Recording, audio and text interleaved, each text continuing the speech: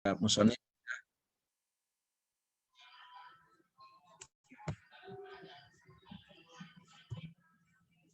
Khusus untuk penyusun buku ini Imam Nawawi rahimahullahu anhu, muslimin muslimat, para muhaddisin, mudah-mudahan mereka menjadi dalam penyusunannya menjadi catatan amal soleh dan insya Allah dilanjutkan oleh kita bersama. Hadis yang ketiga di hadis Arba'in ini, karangan susunan Imam Nawawi ini adalah tentang dasar Islam, ya. Sebetulnya ini rangkaian dari hadis yang kemarin, yang kedua, ya, tentang iman, Islam, iman dan ihsan, kemudian ciri-ciri kiamat. Para mahasiswa sekalian, kita lanjut, ya. Bapak sekali baca, kemudian dilanjut oleh para mahasiswa. Bismillahirrahmanirrahim. Diikuti dalam hati, ya. An Abdurrahman Abdullah bin Umar bin Khattab radhiyallahu anhu ta'ala anhuma qala sami'tu Rasulullah sallallahu alaihi wasallam yaqulu bunyal islamu ala khamsin syahadati alla ilaha illallah wa anna muhammadar rasulullah wa iqamis shalah wa ita'iz zakah wa hajjil bait wa shaumi ramadan rawahul Bukhari wa Muslim. Hadis ini berlanjut dari hadis yang kemarin, ya, bahwa Islam ini dibangun atas 5 dasar, ya. Jadi bangunan Islam itu satu adalah dibangun atas bunal Islam al-khamsin syahadatu alla ilaha illallah, ya. Kita bersahadat. Ke atasnya dulu, jangan dulu ke bawah, nah, ya. Jadi syahadat itu dua persaksiannya terhadap Allah sebagai Tuhan kita dan Muhammad Rasulullah, Muhammad sebagai utusannya yang terakhir.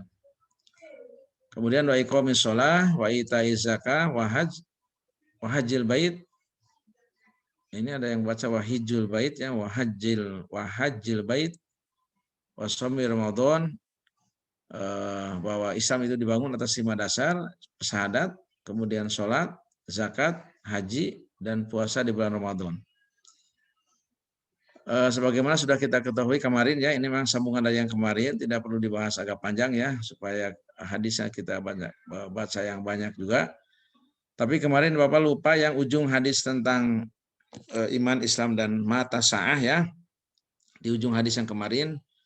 Jadi karena Bapak juga kemarin buka-buka dulu, ya, kajian tentang itu pernyataan seperti ciri-ciri kiamat yang disebut di situ bahwa ketika anak melahirkan majikannya, ya, ini bahasa majaz itu.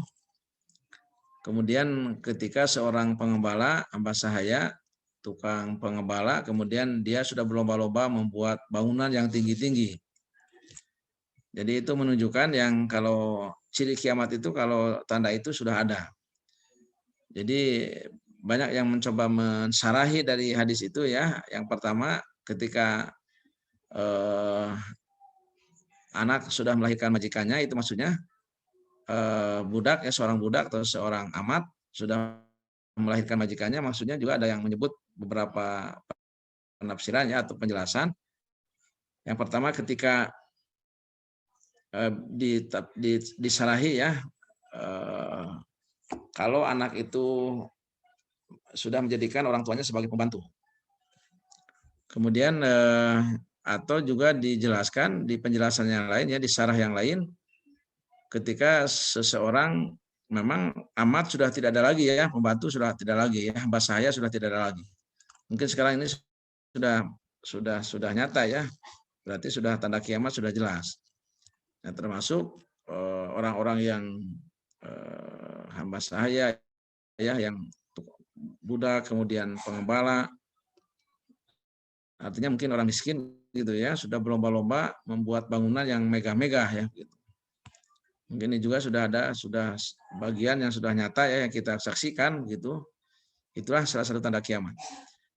Oleh sebab itu ini Pak Musonib ini ya Imam Nawawi melanjutkan hadis yang berikutnya tentang hadis yang ketiga ini untuk menjelaskan kembali bagaimana bangunan Islam ya yang dibangun atas dasar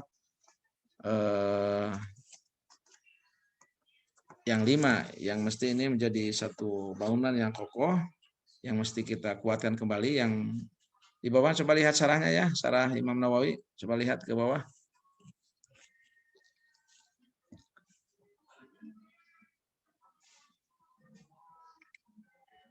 Cukup. Qala Abu Abbas Al-Qurtubi rahimahullahu taala, yani anna hadhil khams asasudinul Islam wa qawaidul lati 'alaiha bunya wa biha yakum.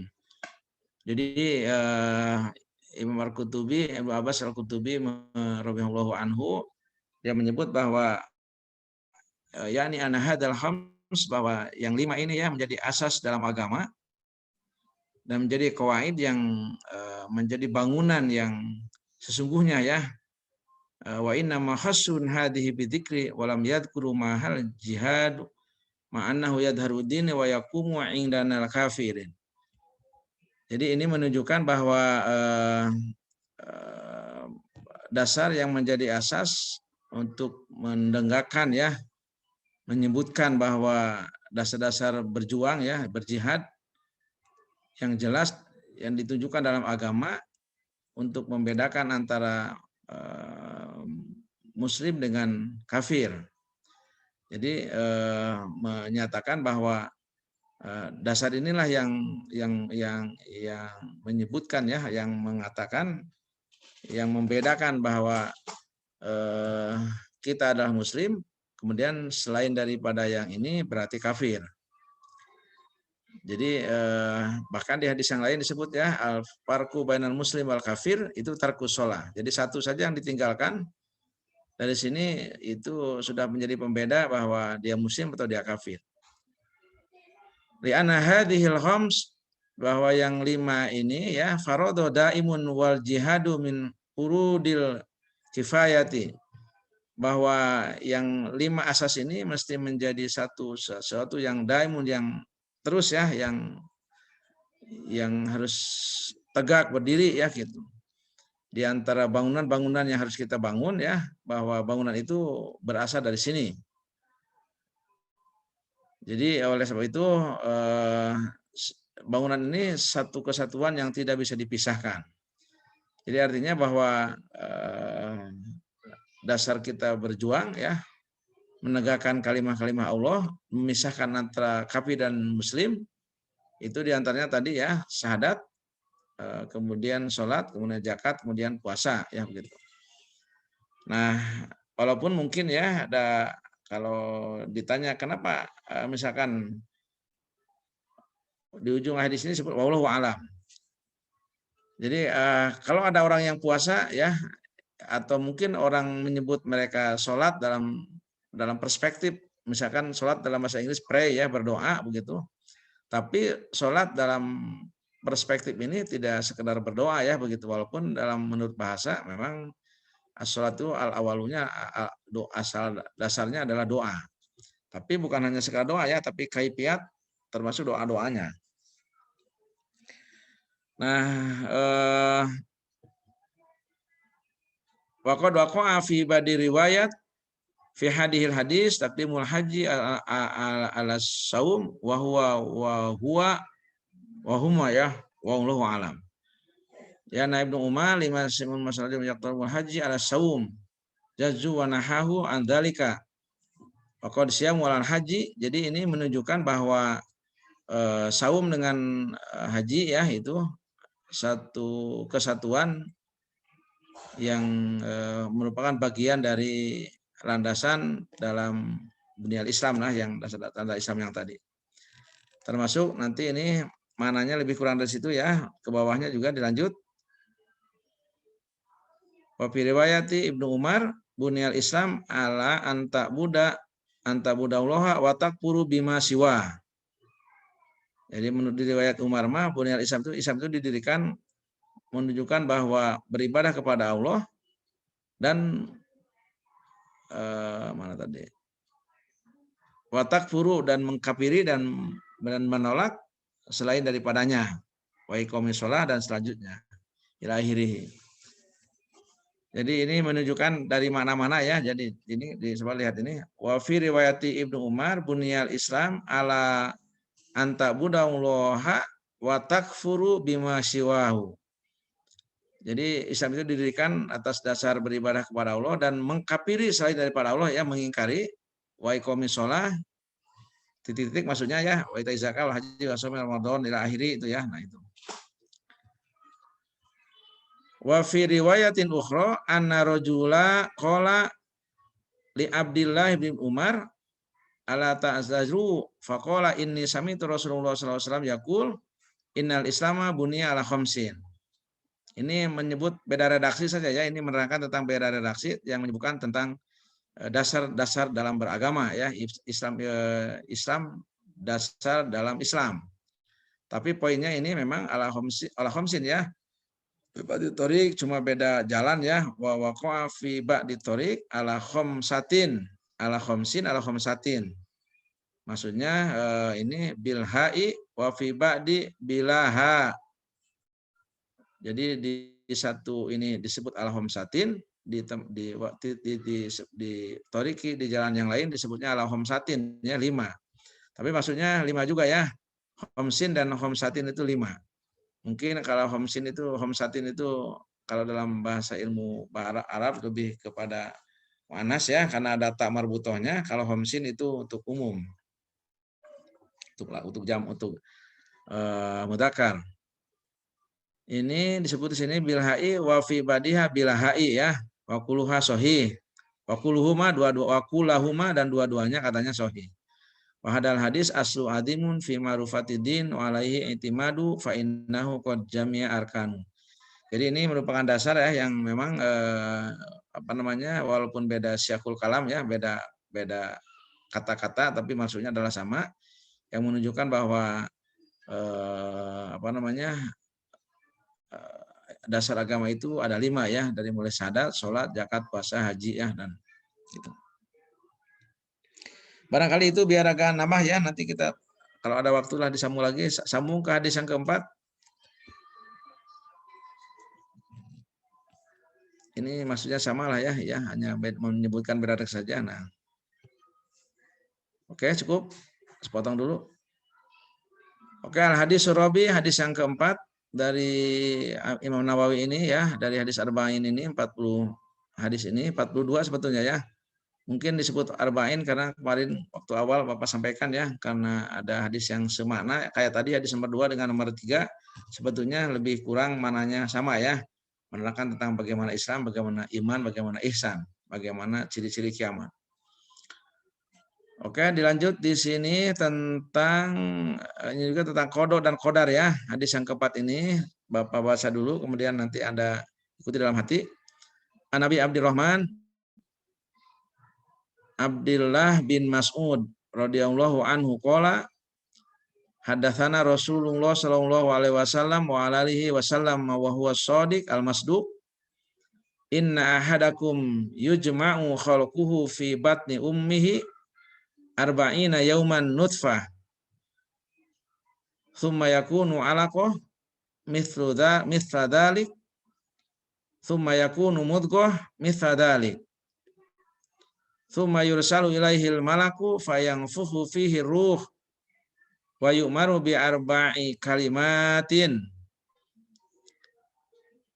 bi katbi rizqihi wa ajalihi wa amalihi wa saqiyun aw sa'idun. Lanjut dulu.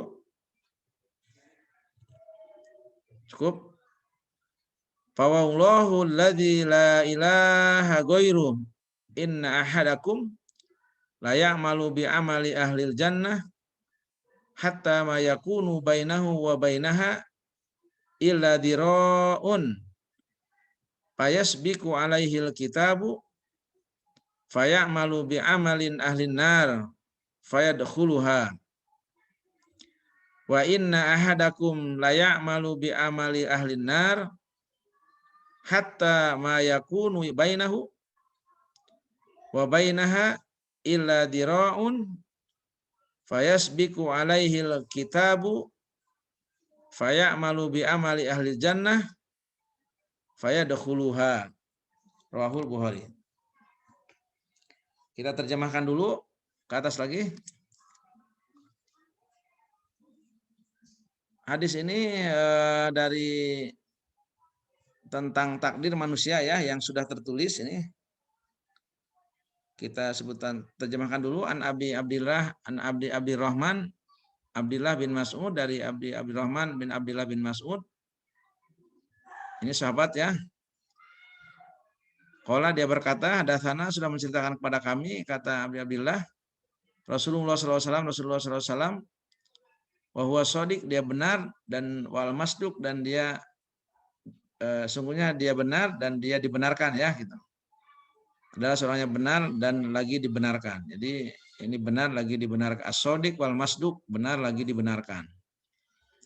Inna ahadakum sesungguhnya di antara kamu yujma'u dikumpulkan ya ini majhul ya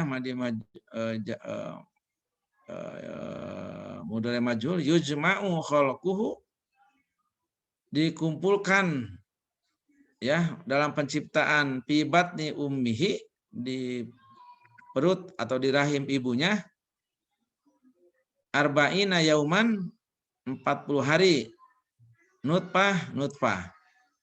Jadi sungguhnya kata dalam hadis ini disebut bahwa semua kamu ya semua kita dikumpulkan dalam perut ibu kita di 40 hari itu prosesnya nutfah. Nutfah itu mani ya. Suma kemudian yakunu menjadi alaqah. Berarti menjadi darah ya, alaqah darah ya. Mithlu dzalik seperti itu, maksudnya 40 hari. Jadi kita tuh 40 hari di perut itu di 40 hari pertama jadi nutfah, kemudian di hari yang kedua menjadi darah. Suma yakunu kemudian suma yakunu kemudian dijadikan ya atau menjadi mudghah berarti segumpal daging ya. Mithla dzalik seumpama itu. Jadi artinya dalam 40 hari itu. Jadi di 40 hari itu tadi kita diciptakan oleh Allah itu di perut ibu kita masing-masing itu 40 hari mani, 40 hari darah ya, 40 hari daging. Nah, setelah 40 kali 3 ya, sudah berapa bulan tuh? 6 bulan ya? 4 bulan ya. Tsumma yursalu kemudian diutus ilaihi kepadanya ya, kepada kita masing-masing al malaku malaikat. Fayanfuhu maka meniupkan fihi ruh. Nah, jadi ruh itu ditiupkannya setelah 4 bulan ya berarti ya, 4 bulan 40 pada tadinya. Wa yumaru dan diperintahkan dituliskan ya bi arba'i kalimatin 4 kalimat. Jadi setelah kita usia 4 bulan itu ditulis ya bi kitabin dengan catatan rizkihi satu rizkinya, wajalihi kemudian ajalnya, wa amalihi kemudian amalnya, wasakiyun aw saidun kemudian bahagia gembira atau tidak gembiranya ya. Dalam bahasa lain sang sakiyun aw saidun sengsara atau bahagia. Sakiyun itu sedih ya, sengsara, aw saidun atau bahagia. Jadi di usia 40 hari itu kita sudah ditentukan ya, ditulis malaikat membuat catatan kepada masing-masing tentang rezekinya, ajalnya, amalnya, sakiyun aw saidun. Amal itu sengsara atau bahagia. Fa'allahu ladzi demi Allah yang la ilaha illa ghairus, tidak ada Tuhan selainnya. Inna ahadakum sesungguhnya kamu kita ya, salah satu dari kita layak malu bi amali ahli jannah yang mengamalkan amal ahli surga hatta sehingga mayakunu ada ya bainahu wa bainaha antara dia dan amalan ahli surga itu illa diro'an kecuali satu hasta teh sejengkal ya, pendek lah maksudnya ya. Jadi mengibaratkan kata yang pendek. Fayasbiku alaihi, kemudian telah dicatat alaihil kitabu kepada dia catatan. Kemudian fayamalu bi'amali annar, maka dia mengerjakan amalan ahli neraka. Fayadhuluha, maka dia akan memasuki neraka itu. Inilah bagian dari ini ya yang menjadi catatan bagi kita bersama. Nanti Bapak jelaskan. Lanjut, wa inna ahadakum, dan sesungguhnya di antara kalian layak malu yang mengamalkan amal bi amalin dengan amal ahli neraka. Jadi seseorang yang mengamalkan amal ahli neraka hatta mayakunu, hatta sehingga mayakunu tidak ada di antara dia dengan amalannya itu, wabainaha dengan amalan dia, amalan ahli neraka itu, ila diro'an kecuali satu hasta.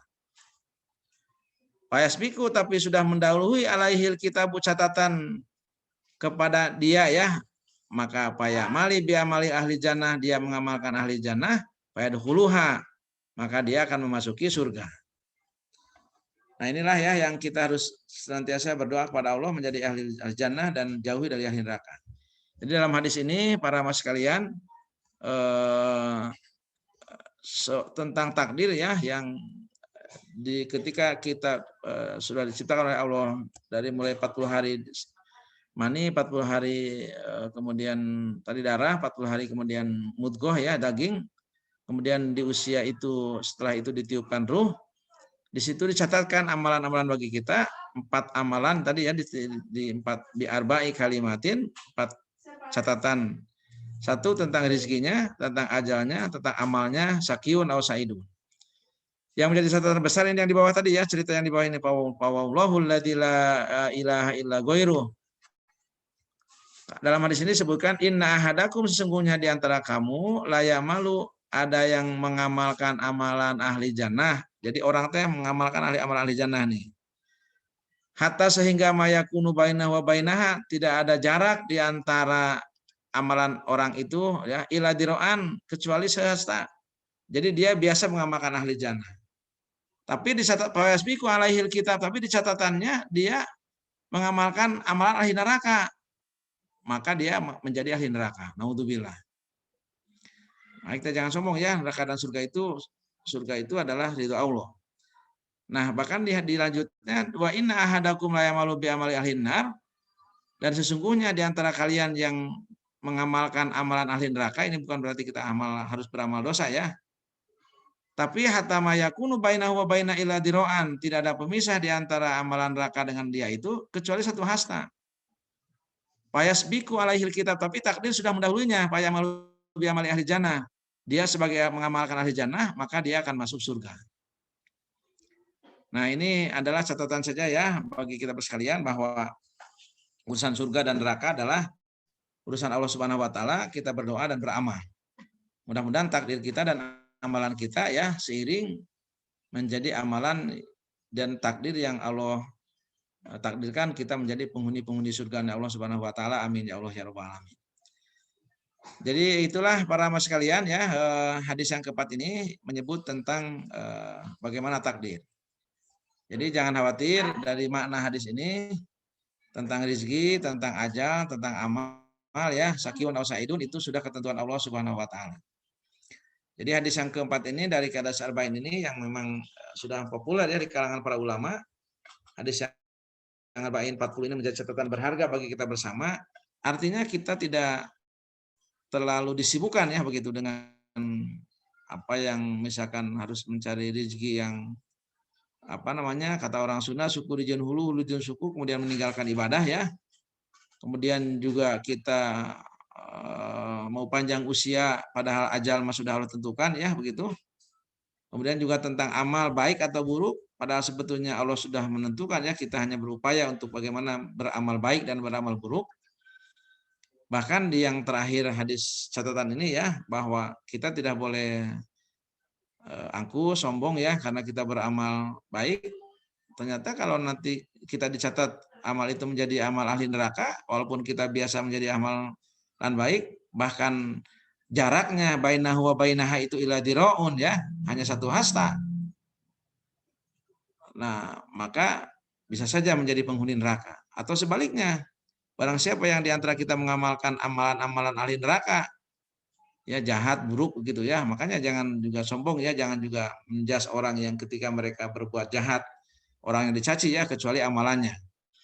Bahkan tidak ada batas amalan orang itu ya, ke pekerjaannya pekerjaan maksiat, hatta mayakunu bainahu wa bainaha, di antara amalan dia itu dirohila diroun.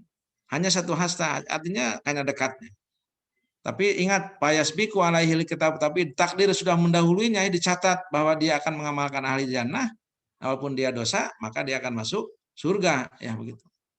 Nah, artinya di sini memberikan pelajaran kepada kita, tidak ada kesombongan ya dalam konteks kita beribadah ya, dan kita beramal, kita ikhlas karena Allah Subhanahu wa taala, termasuk juga dalam konteks rezeki dan dan ajal ya.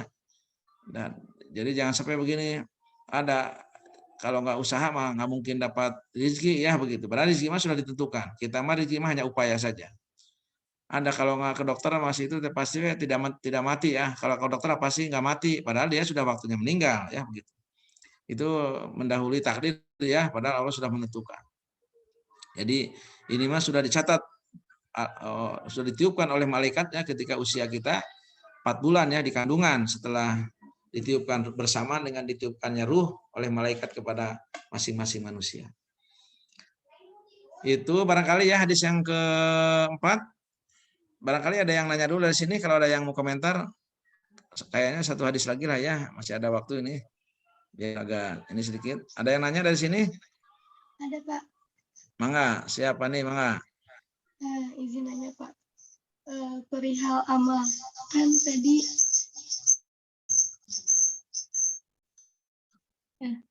tadi amal itu sudah masuk ya, maksudnya udah masuk yang ditentukan sama Allah gitu.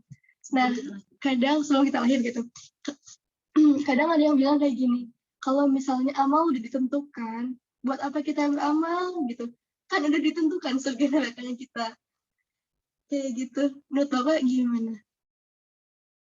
Ya paham ya, memang pertanyaan ini sering muncul ya. Memang kalau amal kita baik atau buruk sudah ditentukan, ya kita untuk apa beramal? Justru Fani, kita beramal itu, makanya kata Bapak tadi, ini jangan memunculkan kesombongan ya, atau apa namanya dalam bahasa kita mungkin keangkuhan ya. Udah orang mau beramal baik ya begitu, pasti asup surga ya begitu. Terus itu mah ada pegawaian lagi goreng lah ya gitu, kemudian pasti dia masuk neraka. Nah, yang memastikan itu bukan kita ya begitu. Nah, kita itu ya tetap ya, karena pemayamal dalam ayat Al-Qur'an kan disebut ya, pemayamal mithqala dzarratin khairan yarah, mayamal mithqala dzarratin syarran yarah. Nah, barang siapa tetap ada catatannya begitu ya, baik sedikit pun atau jelek sedikit pun tetap catatannya ada.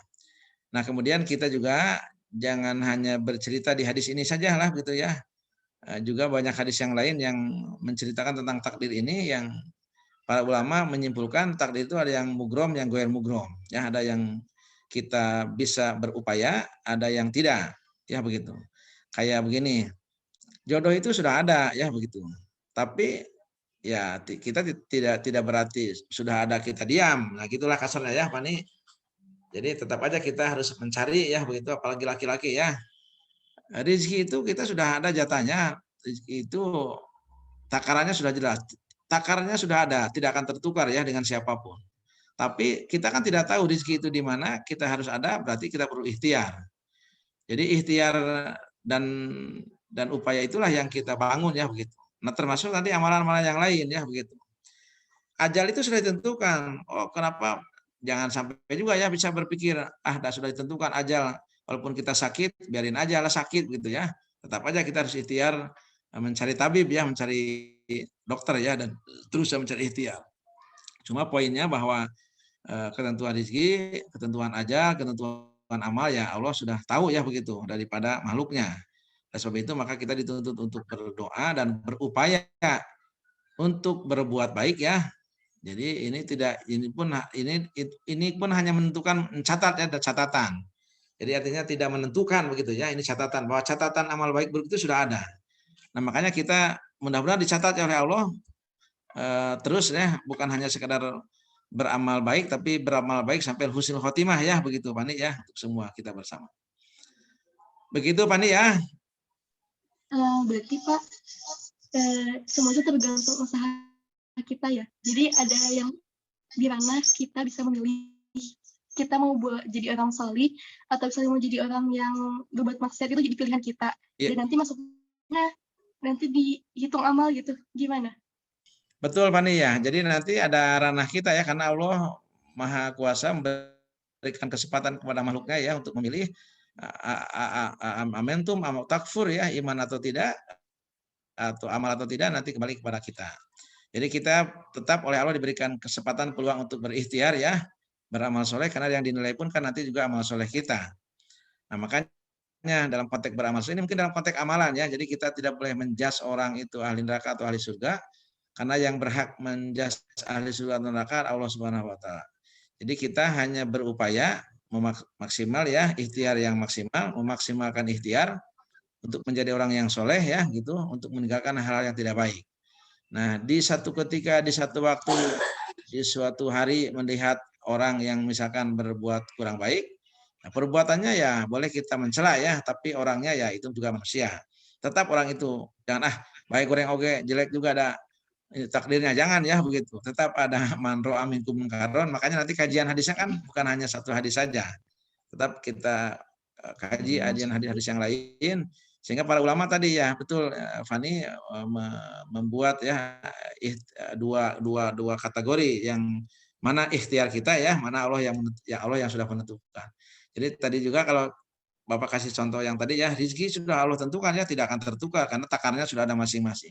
Tapi tidak boleh kita diam, udah aja kalau rezeki ada mah ya. Udah datang juga sendiri. Memang datang juga ya sebetulnya dulu kan oleh ahli, oleh kelompok, oleh Qadariyah dan Jabariyah sudah dibuktikan ya, mereka sudah mencoba ini Pani ya, Teh Aida ada nggak? Dulu juga kelompok Jabariyah dan Qadariyah sudah pernah membuktikan ya bahwa saya mau kayak cicak begitu ya, atau kayak tokek, diem aja begitu ya, napok begitu. Tiba-tiba kan datang seekor nyamuk ya, ambil ya begitu. Nah, tidak berupaya ya, kalau sudah rezekinya mah datang sendiri ya begitu. Artinya ya konteks upaya kita terbatas ya gitu ya. Ikhtiar kita tetap harus maksimal, tapi hasilnya Allah sudah kitabin ya. Biar baik kalimat itu sudah disebut. Begitu ya Fani, dalam konteks takdir, mensikapi tentang takdir yang Allah sudah takdirkan kepada kita masing-masing. Selalu berdoa, selalu berikhtiar menjadi orang yang soleh ya. Mudah-mudahan di akhirnya kita menjadi husnul khotimah.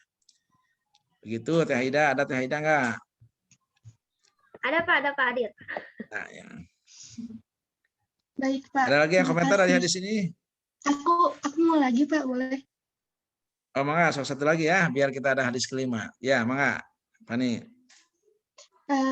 Perihal ini, yang ini sih, kan kadang kita tuh dituntut buat ikhlas ya dalam melakukan segala hal. Tapi kadang kalau misalnya kita nyari ikhlas tuh kadang takut ria, jadi nanti aja nunggu orang lain nggak ada gitu. Tapi kadang kalau misalnya nunggu orang lain nggak ada tuh malah nggak kelakuin amal itu tuh. Jadi kayak mau nanya konsep ikhlas biar nggak ria tuh kayak gimana sih menurut Bapak kayak gitu. Jadi biar tetap terlaksana gitu amal itu. Kan ada juga yang niat itu karena untuk memotivasi kayak gitu. Oke, Fani ya, di pembelajaran pertama dulu kita menjelas tentang ikhlas ya. Fani kalau nggak salah nggak ada ya. Jadi memang ikhlas itu tidak ada gurunya, tidak ada bukunya, ya begitu. Jadi yang tahu hanya Allah dengan kita. Jadi pastikan yang tahu tentang ikhlas hanya Allah dengan kita. Memang kita kadang ya manusiawi lah begitu ya. Kadang pada awalnya first time kita masuk kuliah, niatnya misalkan mau jadi pegawai negeri ya misalkan, atau mau jadi dosen, mau jadi pejabat ya begitu, mau dapat gelar ya gitu. itu manusiawi bahwa langkah pertama itu processing ya, dalam proses. Tapi memang endingnya sesuai dengan firman Allah ya, wa ma umiru illa liya'budullaha mukhlishin lahuddin. Jadi untuk menyatukan satu kesatuan yang ya ini yang dilihat, nah itulah tadi ya itu. Makanya kembali ke konteks ke konsep ihsan ya. Antabudallaha kana katarahu fa illam takun tarahu fa innahu yaraka. Jadi yakini bahwa apa yang kita lakukan hanya Allah dan kita yang tahu ya begitu. Sehingga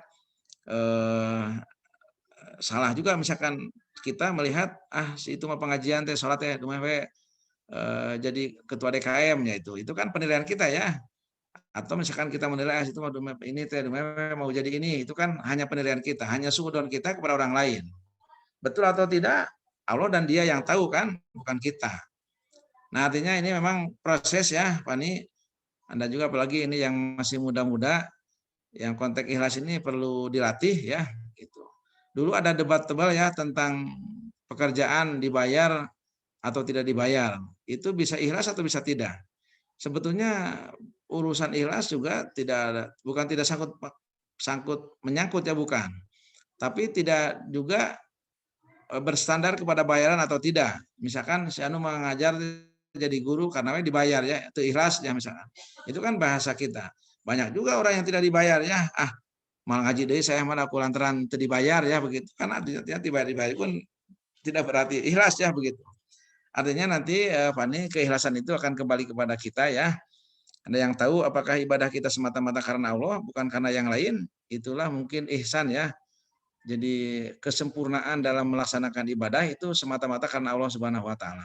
Kalau Anda masih muda itu perlu latihan ya, perlu proses waktu untuk berlatih. Sehingga nanti kita bekerja, Anda kuliah, menjadi mahasiswa dan lain-lain karena apa? Nah, kalau sudah serta-merta karena Allah Subhanahu wa taala berarti konsep ikhlasnya sudah jelas. Tapi kalau masih karena yang lain berarti ikhlasnya perlu belajar lagi ya begitu, perlu proses waktu yang kita jalani lah. Begitu Pani ya. Ya Pak, makasih banyak. Ya. Sambung dulu dengan hadis yang kelima ya, ada 1/4 jam lagi biar agak panjang sedikit. Karena kita mau hadis yang kelima itu tentang hadisnya saja lah ya. Nanti biar itunya malah mananya hampir sama ya itu. Hadis ini tentang biologi juga ya, ini perjalanan proses perbuatan manusia. Hadis yang kelima tentang membuat sesuatu yang baru ya dalam agama. Hadis yang kelima. Nah, hadis khamis ya cukup ini.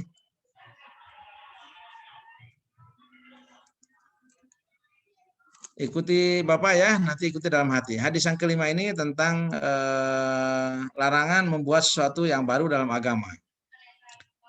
Oke, Bapak satu kali ikuti dalam hati masing-masing ya. An ummul mukminin ya, an ummil mukminin boleh ini, an ummil mukminin ummi Abdillah Aisyah radhiyallahu anha qalat qala Rasulullah sallallahu alaihi wasallam man ahdatsa fi amrina hadza ma laisa minhu fahuwa raddun. Rawahul Bukhari wa fi riwayatin Muslim man amil amalan laisa alaihi amruna fahuwa raddun. Ada dua ini ya. Diriwayatkan di Muslimah man amil amalan laisa alaihi amruna fahuwa raddun. Di riwayat Bukhari saja mah dua-duanya man ahdatsa fi amrina hadza ma laisa minhu fahuwa raddun. Dari Ummul Mukminin ya Siti Aisyah. Siti Aisyah itu adalah istri Rasulullah yang termuda ya, Ummul Mukminin. Ini juga banyak meriwayatkan hadis ya. Salah satu sahabat Rasul, bahkan ini adalah istrinya Rasulullah yang juga menceritakan tentang hadis ya.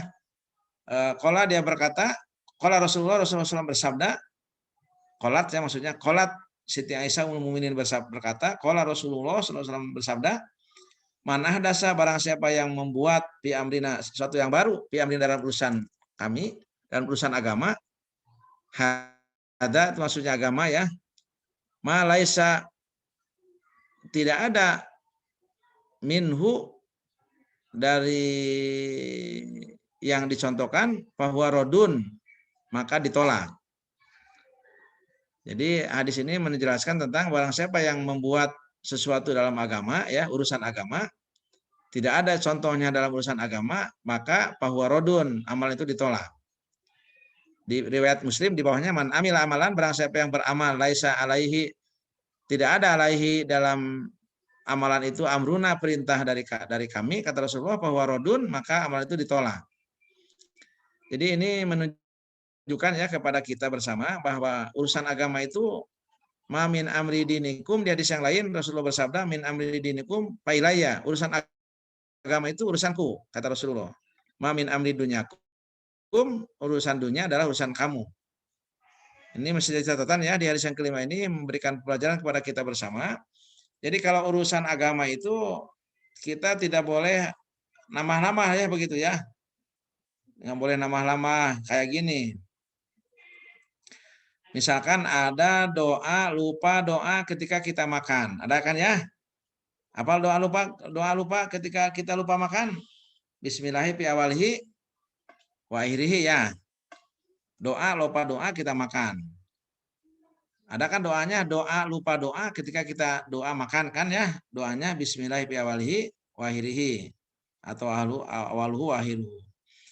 Nah, kemudian boleh nggak kita misalkan kita mau berangkat nih dari rumah, harusnya kan bismillahirrahmanirrahim, kemudian lupa doa. Boleh nggak kita baca bismillahirrahmanirrahim? Itu tidak ada ya dalilnya. Jadi jangan dibuat-buat ya, karena lupa kemudian kita menyebut doa yang sama ya fi awalihi wa akhirihi. Padahal Rasulullah tidak memberikan contoh. Jadi kalau urusan agama mah ya Rasulullah yang sudah sempurna. Jadi ini mah dalam bahasa usul fikih berarti mankul ya, goer mankul. Jadi di luar ada di luar mungkin kata akal kita, di luar ya, di luar nalar kita. Tapi demikianlah agama mengajarkannya. Jadi tidak boleh ditambah dikurangi ya begitu.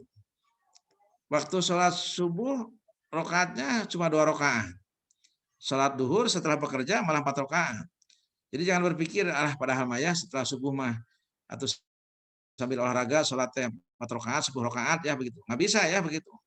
Karena Rasul sudah menyampaikan bahwa sholu kama ra'aitumuni usolli, sholatlah kamu seperti kamu melihat aku sholat. Ya. Jadi ini poinnya, jangan mengada-ngada dalam soal agama ya.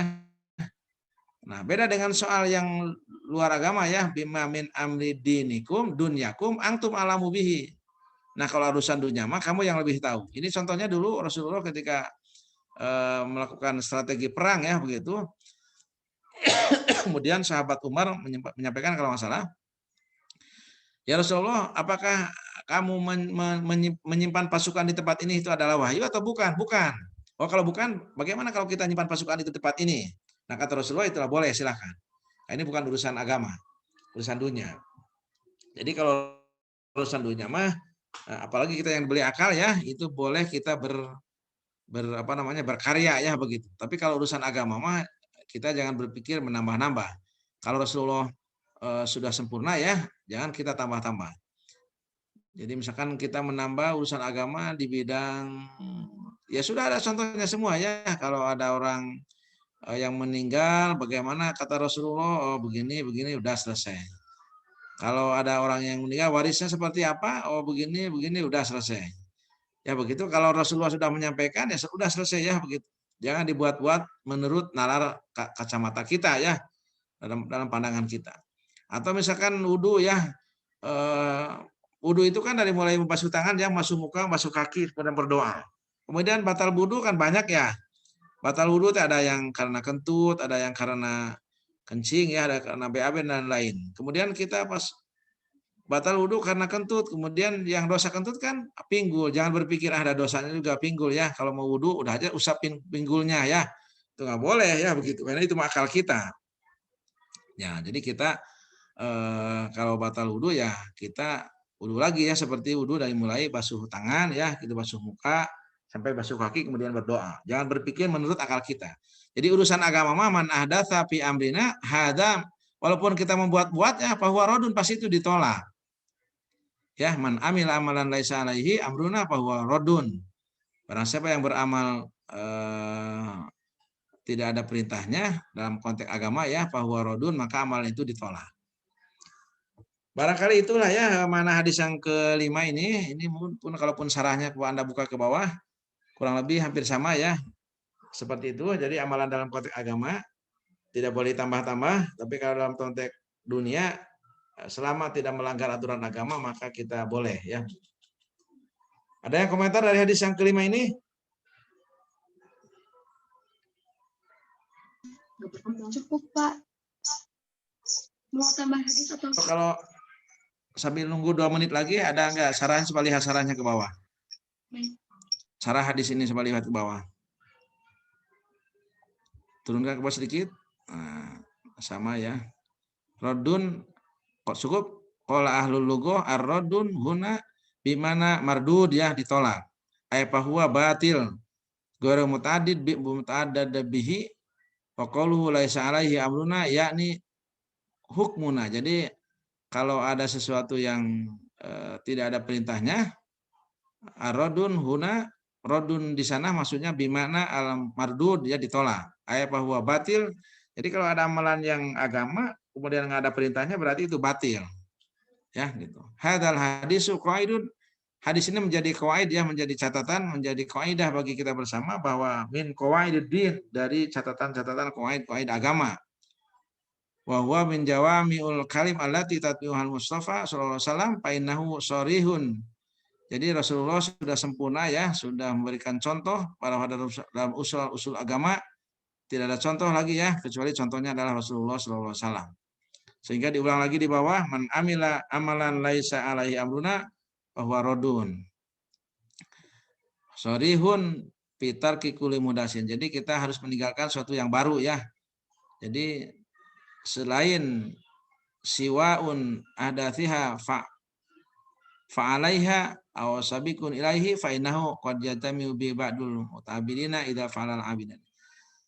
Jadi sesuatu yang mengamalkan man ahdatsa say'an, barang siapa yang buat sesuatu yang baru ya, bayah taju alaihi bihadza riwayah, maka jangan mengharap dapat pahala ya begitu. Jadi kalau kita membuat sesuatu yang tidak ada contohnya dalam konteks usuludin ya, usul-usul agama, maka itu amalannya ditolak.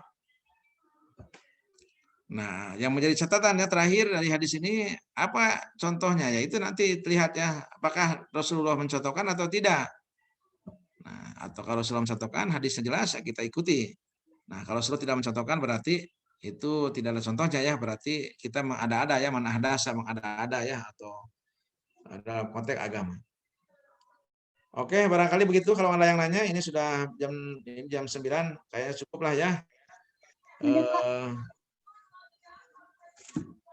Mau nanya lagi boleh gak? Boleh, sok ada 2 menit lagi ya. Ya, kan berarti kita orang yang beruntung ya, kan kita muslim. Udah ada tuh guide-nya Rasulullah yang nyontohin gimana seharusnya sebuah amal tuh harus berjalan kayak gitu. Nah, kalau misalnya kafir Quraisy, itu berarti termasuk yang diada-adakan juga dong, Pak? Syariatnya atau bagaimana? Iya, kalau mereka tidak mengikuti syariat Rasul ya kalau memang tidak mengikuti secara keseluruhan berarti dia kafir, menolak ya. Kalau dia kalau kita misalkan ya, ada yang sebagian kita mengaku Islam, cuma kita misalkan mengada-ngada atau bahkan meninggalkan. Tapi ada 2 yang nanti mungkin di hadis yang berikutnya nantinya akan hadis yang kelima atau ke-6. Jadi kalau kita mengamalkan amal yang baik itu memang ada catatan sesuai dengan kemampuan, tapi kalau larangan memang mesti kita tinggalkan semua. Jadi kalau dalam Islam ada larangan itu wajib kita tinggalkan. Tapi kalau di Islam ada perintah itu sesuai dengan kemampuan. Jadi kalau Islam misalkan hurimat alaikumul maitatu, Islam itu diharamkan makan bangkai kemudian segala macam ya. Dan segala macam diharamkan, maka kita tidak boleh ada tidak mampu, jangan. Nah, kalau yang diharamkan mah itu wajib untuk kita tinggalkan. Tapi kalau yang diperintah itu mastata'tum, ada pernyataan Rasulullah yang menyebutkan itu sesuai dengan kemampuan. Kalau perintah ya, tapi kalau larangan wajib untuk kita tinggalkan. Jadi tadi pertanyaannya apa tadi Pani tadi teh? Itu Pak yang kafir Quraisy berarti itu diada-adakan. Oh iya, kalau dia bahkan kalau kafir Quraisy menolak, bahkan kan dia ya peristiwa Isra Miraj saja oleh dia ditolak ya, bahkan Nabi Muhammad dianggap majnun kan oleh orang-orang kafir Quraisy ya begitu. Karena dia memang sudah menolak ya orang kafir itu. Menolak terhadap Islam. Kalau menolak secara keseluruhan ya berarti dia itu kafir ya. Makanya disebutnya juga kan kafir Quraisy, berarti orang Quraisy yang menolak. Tapi kan banyak juga ya kafir orang Quraisy yang menerima ya, termasuk mertuanya Abu Bakar Siddiq dan seterusnya ya, kemudian sahabat-sahabat yang lain yang setelah menjadi orang yang taat, mereka taatnya juga luar biasa ya begitu. Begitu Pani. Oh, iya Pak. Tapi kalau mereka tahu salah, kenapa nggak hijrah ke Islam ya Pak? Ya itu urusannya dengan hidayah itu mah. Ya. Iya sih benar. Siap. Makasih. Kalau begitu kan urusan dengan hidayah ya, tapi dengan hidayah. Nah, termasuk yang kita juga orang-orang yang mengerjakan kebaikan kan banyak juga ya kebaikan itu mudah diamalkan ya.